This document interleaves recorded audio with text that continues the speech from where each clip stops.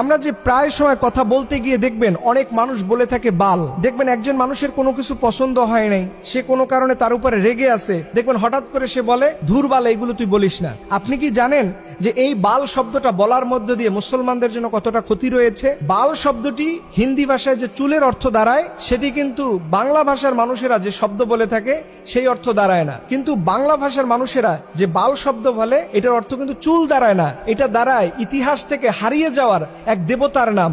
যেই দেবতা সম্পর্কে আল্লাহ পাক আমাদেরকে সতর্ক করে বলেছেন 37 নম্বর সূরার 125 নম্বর আয়াতে যে তোমরা বাল দেবতার অনুসরণ করো না। আল্লাহ পাক বলছেন আতাদউনা বালাউ ওয়া তাযারুনা আহসানাল খালিকিন।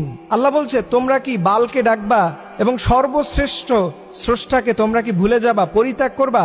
এই বাল শব্দটা আল্লাহ পাক কোরআনের মধ্যে বলেছেন। এই বাল শব্দটা সেমিটিক শব্দ, যার অর্থ দাঁড়ায় দেবতা বা স্রষ্টা, বা আমরা যে আল্লাহ বলে সম্বোধন করি ঠিক একই রকম অর্থ দাঁড়ায়। এটা আসলো কোথা থেকে?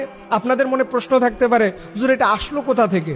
এটা আসছে মুসা আলাইহিস সালাম যখন আল্লাহর নির্দেশে 40 দিনের একটা ধ্যান করার জন্য তুর পাহাড়ে গেলেন, তখন ওনার যে অনুসারীরা ছিল তাদেরকে বলছে তোমরা যতটুকু আল্লাহর পক্ষ থেকে নিয়ম পেয়েছো এটাই মানবা। কিন্তু তার মধ্যে একজন ছিল সামিরি নামের। এই সামিরি কি করলো, হঠাৎ কিছুদিন যাওয়ার পরে সে একটা গরুর মূর্তি করলো এবং এই গরুর পূজা শুরু করলো। দেখবেন এই সামিরির যে তৈরি করা যে গরুটা ছিল, সেই গরুর যে শিং ছিল, শিংয়ের মাঝখানে দেখবেন সূর্য দেখা যায়। ঠিক এই বাল দেবতাটাও এই একই রকম, এবং মিশরীয় সভ্যতায় অনেক মূর্তির মাথার ভিতরে দেখবেন দুই পাশে দুইটা শিং থাকে এবং মাঝখানে সূর্য থাকে।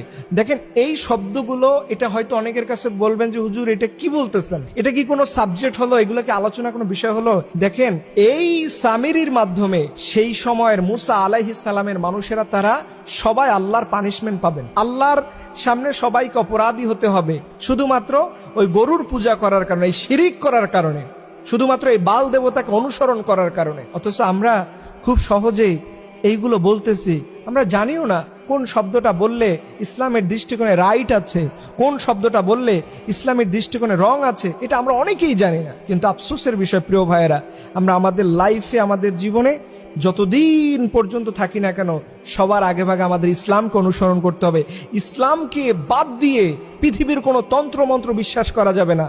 আজকের যে সাবজেক্ট আপনারা শুনলেন, হয়তো অনেকেই আপনাদের মাথার উপর থেকে যেতে পারে, হয়তো জীবনে প্রথমও শুনতে পারেন, কিন্তু আপনি ইন্টারনেটের মধ্যে সার্চ করেন, এই বাল দেবতা সম্পর্কে আরো খুঁজেন, কোরআনের 37 নম্বর সূরার 125 নম্বর আয়াতটা আপনি দেখেন, আপনার কপাল খুলে যাবে। আপনি যদি এই ভুলটা, এই শব্দটা বলা থেকে নিজেকে বিরত রাখতে পারেন।